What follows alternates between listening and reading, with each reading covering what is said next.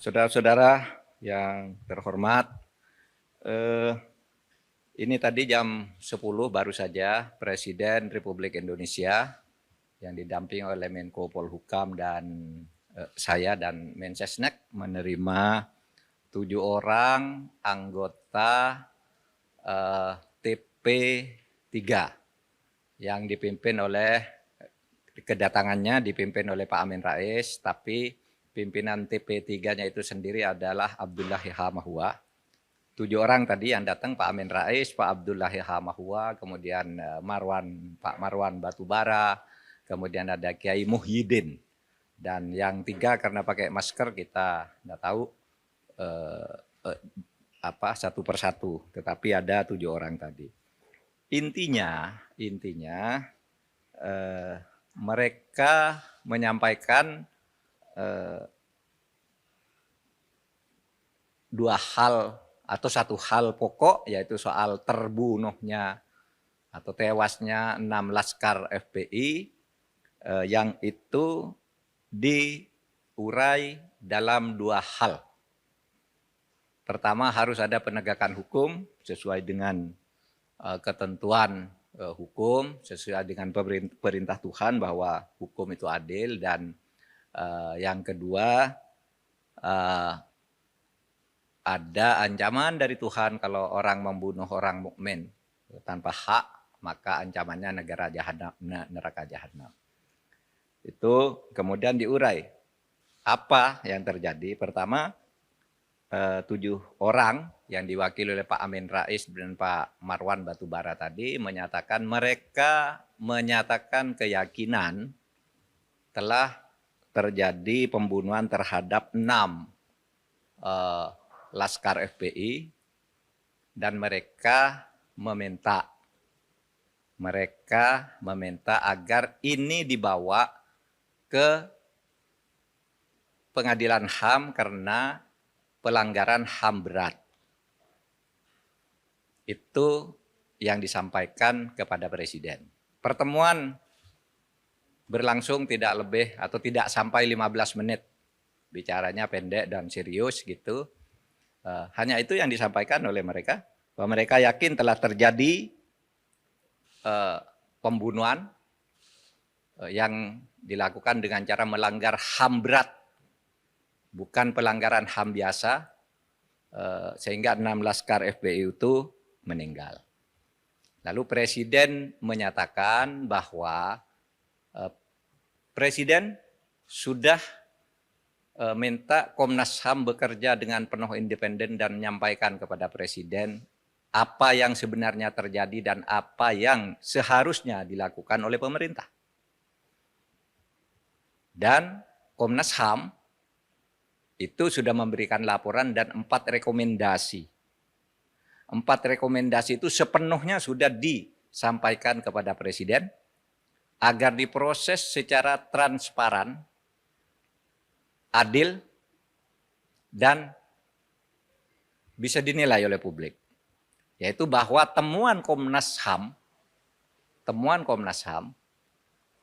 yang terjadi di Cikampek, tol Cikampek kilometer 50 itu adalah pelanggaran HAM biasa. Pak Marwan Batubara tadi mengatakan mereka yakin 6 orang ini adalah warga negara Indonesia. Oke, kita juga yakin. Mereka adalah orang-orang yang beriman, kita juga yakin. Dan mereka juga yakin, Pak Marwan Batubara, telah terjadi pelanggaran HAM berat. Saya katakan, pemerintah terbuka. Kalau ada bukti mana pelanggaran HAM beratnya itu, mana, sampaikan sekarang. Atau kalau enggak, nanti sampaikan menyusul kepada Presiden. Bukti, bukan keyakinan. Karena kalau keyakinan, kita juga punya keyakinan sendiri-sendiri bahwa peristiwa itu dalangnya si A, si B, si C. Kalau keyakinan. Tapi Komnas HAM sudah menyelidiki sesuai dengan kewenangan undang-undang, tidak ada. Apa? Pelanggaran HAM berat itu 3 syaratnya. 1, dilakukan secara terstruktur. Itu dilakukan oleh aparat secara resmi dengan cara berjenjang. Struktur itu berjenjang. Harus targetnya bunuh 6 orang yang melakukan ini, taktiknya begini, alatnya ini, kalau terjadi ini larinya ke sini. Itu terstruktur. Sistematis. ya, terstruktur, sistematis. Juga jelas tahap-tahapnya, perintah pengerjaan itu. Itu pelanggaran HAM berat, masif, menimbulkan korban yang meluas. Kalau ada bukti itu, mari bawa, kita adili secara terbuka, kita adili para pelakunya berdasar Undang-Undang Nomor 26 Tahun 2000. Nah, saya sampaikan begitu tadi, silakan kami menunggu. Terbuka. Dan saya katakan TP3 bukannya juga sudah diterima oleh Komnas HAM, diminta mana buktinya, secuil saja. Bahwa ada terstruktur, sistematis, dan masifnya. Tidak ada tuh, ada di berita acaranya bahwa TP3 sudah diterima, tapi tidak ada, hanya mengatakan yakin. Nah, kalau yakin tidak boleh, karena kita punya keyakinan juga banyak pelakunya ini, pelakunya itu, otaknya itu, dan sebagainya. Yang membiayai itu juga yakin kita, tapi kan tidak ada buktinya. Oke, nah akhirnya ingin saya katakan bahwa sejak peristiwa ini meletus, masyarakat sudah mulai muncul agar dibentuk TGPF. Tim Gabungan Pencari Fakta. Ada yang minta pemerintah membentuk, ada yang tidak percaya pemerintah. Jangan pemerintah, nanti itu bohong itu hasilnya. Maka waktu itu Presiden mengumumkan sesuai dengan kewenangan yang diberikan oleh undang-undang. Silakan Komnas HAM bekerja sebebas-bebasnya. Panggil siapa saja yang merasa punya pendapat dan punya bukti. Yang merasa punya keyakinan. Panggil, nanti sampaikan ke Presiden apa rekomendasinya. Presiden, pemerintah sama sekali tidak ikut campur. Tidak pernah minta agar Komnas HAM menyimpulkan ini, menyimpulkan itu, tidak. Kita hanya menyatakan kalau pemerintah yang membentuk lagi-lagi dituding dikooptasi. Timnya orangnya pemerintah, timnya diatur oleh orang istana, timnya orang dekatnya si A, si B. Nah, oleh sebab itu kita serahkan Komnas HAM. Komnas HAM silakan nyelidiki, mau membentuk TGPF juga atas nama di bawah bendera Komnas HAM, silahkan. Mana rekomendasinya kita lakukan. Nah, itu yang kami jawab tadi. Nah, saudara, saya ingin jelaskan satu hal lagi yang juga saya jelaskan. Ada tertawaan publik semula. Ya.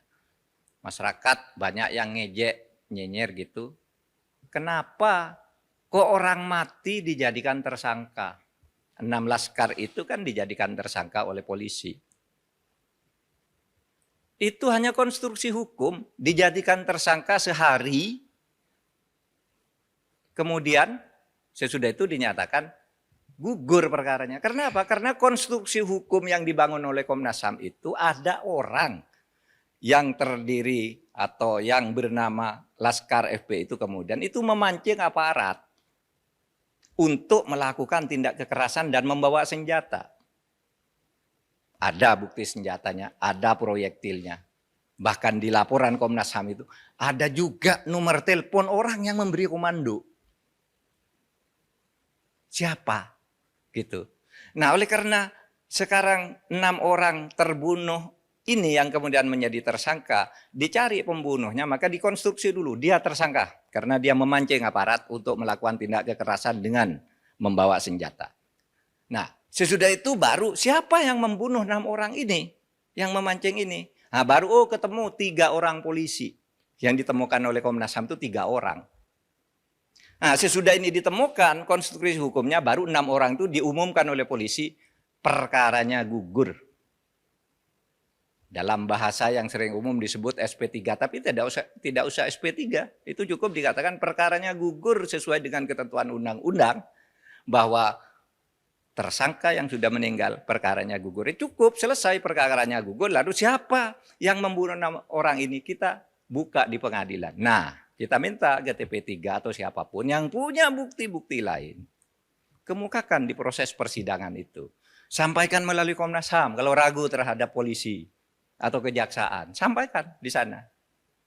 Gitu. Tapi kami melihat yang dari Komnas HAM itu sudah cukup lengkap. Assalamualaikum warahmatullahi wabarakatuh.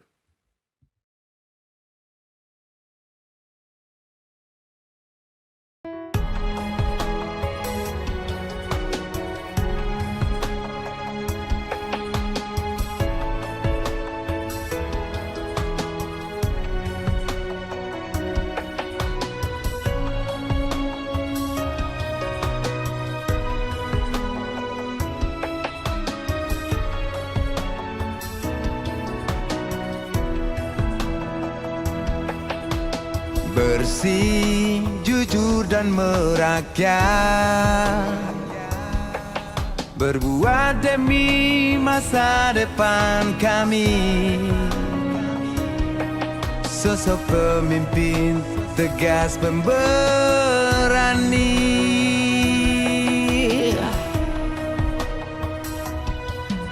Kamu tidak tergantikan,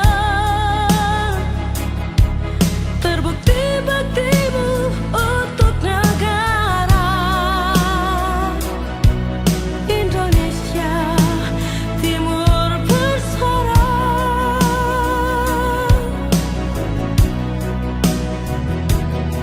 Siang dan malam kau bekerja demi anak bangsa. Jangan menyerah, rakyat mendukungmu. Bekerja nyata dan membangun tanpa kenal lelah. Tetap Jokowi 2 periode.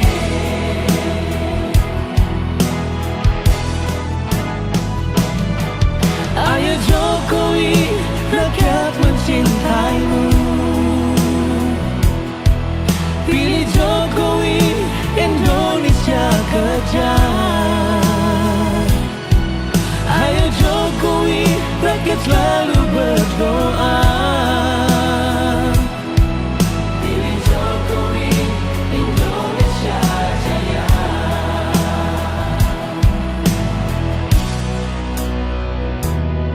Siang dan malam kau bekerja demi anak bangsa.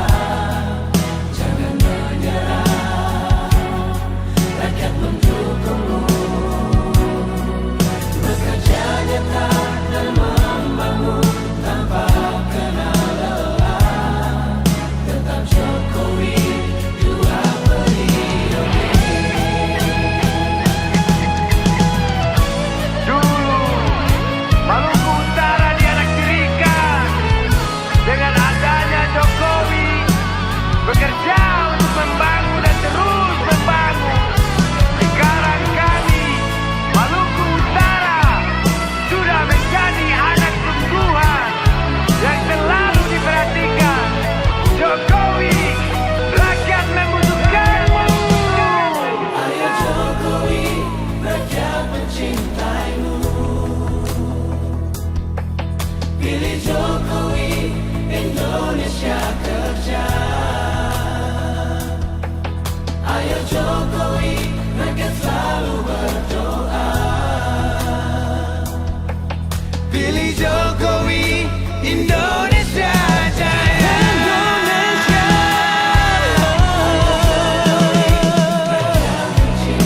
rakyat mencintaimu. Pilih Jokowi, Indonesia kerja.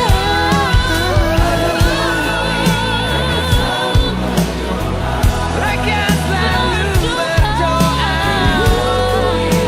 Indonesia jaya. Pilih Jokowi, Indonesia jaya.